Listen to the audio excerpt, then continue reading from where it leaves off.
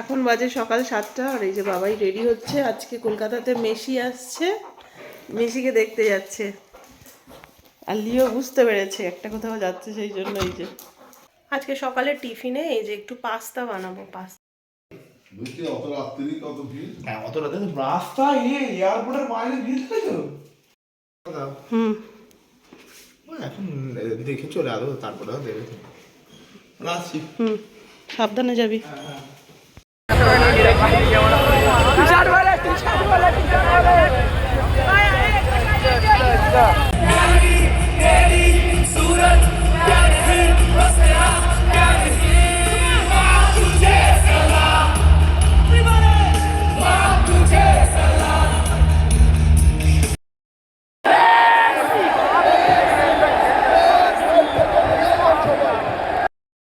রান্না বান্না আমার হয়ে গেছে, এখন বাজে 1:10-15।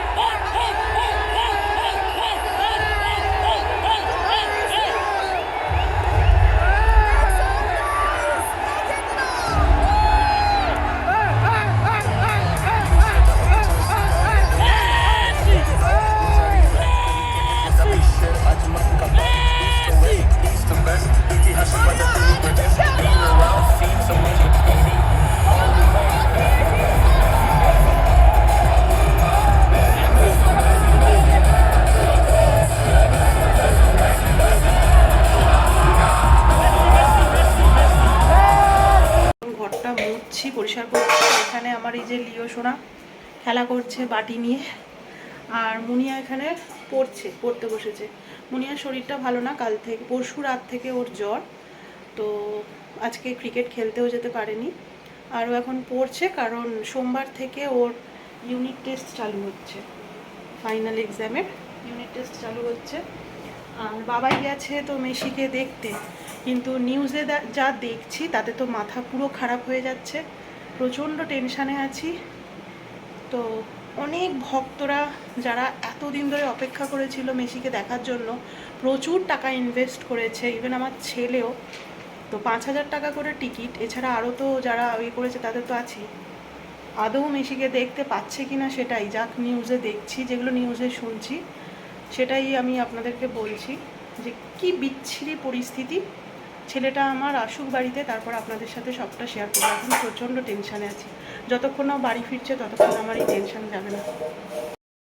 সব থেকে বড় কথা, ওখানে কোনো নেটওয়ার্ক নেই, ফোন করছি ফোন পাচ্ছি না, ফোনে কথা হচ্ছে না, নেটওয়ার্কও প্রচণ্ড স্লো, কোনো কিছু মেসেজও করা যাচ্ছে না। মানে এতটাই চিন্তা হচ্ছে, যতক্ষণ না ও বেরিয়ে মেট্রো ধরছে বাড়ি ফিরছে ততক্ষণ পর্যন্ত মানে আমার প্রচণ্ড পরিমাণে টেনশান হচ্ছে।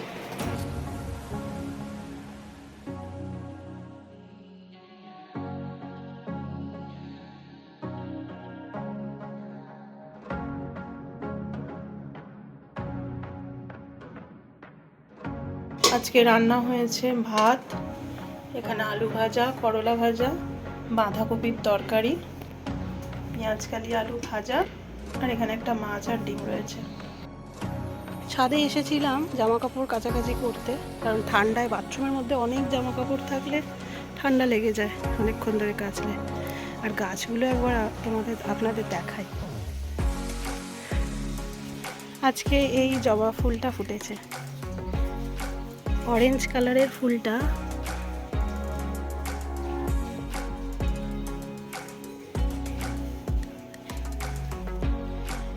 এইখানে গাছগুলো খুব সুন্দর করেও পরিচর্যা করছে দুবেলাই ধরে, কি ভালো হয়েছে। আর পাখিতে এসে না এই পাতাগুলোকে শুধু খেয়ে নিচ্ছে, এই যে সব পাতাগুলোকে কেটে নিচ্ছে। আর এইখানে শাক চাষ করেছে, পালং শাক, ধনে পাতা, এগুলো কি আছে এগুলো জানতে হবে ওর থেকে।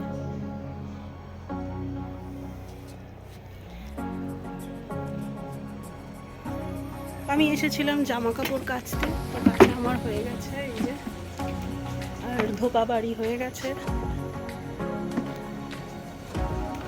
প্রচুর জামা কাপড় কাল থেকে পরেছিল।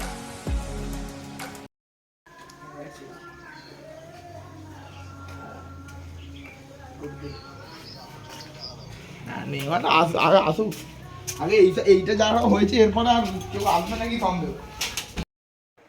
মুনিয়া বাবাই দুজনেই খাওয়া দাওয়া করে শুয়েছে। আর আজকে যে বাবাই মেসিকে দেখতে গিয়েছিল সল্টলেক স্টেডিয়ামে, সেখানকার নিউজ এতক্ষণে সবার কাছে পৌঁছে গেছে। তো প্রচুর ভক্তরা রয়েছে, প্রচুর মানে মেসির ফ্যান যারা, তারা কান্নাকাটি করছে রীতিমতো। মানে সেকেন্ডের জন্য মেসিকে দেখতে পায়নি এতগুলো টাকা ইনভেস্ট করার পর। খুব বাজে পরিস্থিতি, খুব বাজে মানে হলো ব্যাপারটা। তো এত বড় মানে ফুটবলের জগতের একটা ইন্টারন্যাশনাল প্লেয়ার বলে কথা, তাকে দেখার জন্য সবাই উৎসুক হয়েছিল। তো কষ্ট তো হবেই, আফসোস তো হবেই না, এত বড় একটা অপেক্ষা এতদিন পর যখন। তো বাবাই দেখেছে এক ঝলক, আমি যে ভিডিওটা দিয়েছি আমাকেও সব সেন্ড করছিল ওখান থেকে। মানে নেটওয়ার্ক তো খুব একটা কাজ করছিল না, ও যখন বাইরে বেরিয়ে এসেছে মেট্রো ধরার জন্য, তখন নেটওয়ার্কটা ওর আসতে, আমার হোয়াটসঅ্যাপে ওর সব ভিডিওগুলো আসতে থাকে। তো মাঠে যখন ছিল তখন ও মানে আমরা কেউই যোগাযোগ করতে পারিনি। তো বাবাই মেসিকে কি একটুখানি দেখেছে, যখন গাড়ি করে মেসি ঢুকছে মাঠের মধ্যে, সবাই মিলে নিয়ে যাচ্ছে। ও যে জায়গাটায় বসেছিল, মানে ওর যে সিটটা পড়েছিল বাবাইয়ে, তো সেইখান দিয়েই আর কি এন্ট্রান্সটা ছিল, নিচে যে জায়গাটা, ভিডিওটা দেখলে বুঝতে পারবেন। তো ওখানেই ছিল। আর যা পরিস্থিতি, মারামারি ছোড়াছুড়ি শুরু হয়ে গেছে মেসিকে দেখতে না পেয়ে, তারপরে তো মানে ভয়ঙ্কর পরিস্থিতি।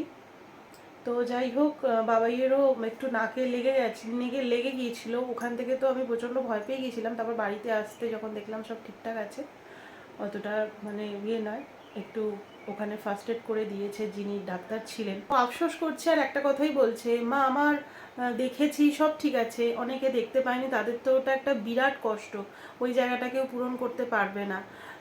কিন্তু আমার আফসোস হচ্ছে, আমি ভেবেছিলাম মেসি একটু পুরো মাঠটা ঘুরবে, ফ্যানেদের একটু হাত নাড়া দেবে, প্লাস একটু বল নিয়ে ওখানে কিক দেবে, প্লাস কিছু স্পিচ দেবে, এটা অনেক ফ্যানেরাই আশা করেছিল। তো যাই হোক, আজকের ব্লগটা আমি এখানেই শেষ করছি। দেখা হচ্ছে নেক্সট আর একটা ব্লগের সঙ্গে। ততক্ষণের জন্য খুব ভালো থাকবেন, সুস্থ থাকবেন, আর সবাইকে ভালো রাখবেন। টাটা।